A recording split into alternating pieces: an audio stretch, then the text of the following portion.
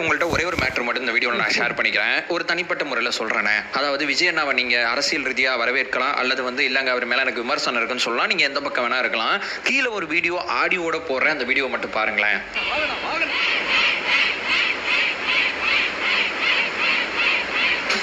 பாத்தீங்களா, இவ்வளவுதாங்க விஜய் அண்ணா. இவர்கிட்ட நம்ம என்னமா கத்துக்கணும்? அவரை சுத்தி எவ்வளவு டென்ஷன் இருக்கு, எவ்வளவு பிரஷர் இருக்கு. பிரைமரி போக்கஸா அவர் தான் மீடியால இருக்காரு. மக்களை பார்த்து அழகா ரசிச்சு என்ஜாய் பண்ணி பிரச்சாரம் பண்றாரு. பாத்தீங்களா, ஒரு தலைவரோட அடிப்படை தகுதியே இதான். அதாவது தன்னை பத்தி மட்டும் யோசிச்சாங்கன்னா அவங்க மனுஷங்க, நம்ம தப்பா சொல்லல. அவங்கள பத்தி மட்டும் யோசிக்கிறத தாண்டி வேற சில பேரை நீங்க யோசிக்க ஆரம்பிச்சீங்கன்னா அந்த சூழல்ல அவர் என்ன பண்ணிருப்பாரு, இந்த சூழல்ல இவர் என்ன பண்ணிருப்பாரு, இந்த பொதுமக்களுக்கு என்ன கிடைக்கும்னு சொல்லி வேற சில பேரை நீங்க யோசிக்க ஆரம்பிச்சாவே நீங்க தலைவர் தான். இவர் மக்களை நேசிக்கிறாரு, மக்களோட இருக்கணும்னு நினைக்கிறாரு, மக்களோட இருக்கிறத என்ஜாய் பண்றாரு. இந்த ஒரு குவாலிட்டியை நான் இவர்கிட்ட கத்துக்கணும்னு நினைக்கிறேன். மக்களை நேசிக்க ஆரம்பிங்க. மக்களை நேசிச்சீங்கன்னா எந்த விதமான பிரச்சனையும் உங்களை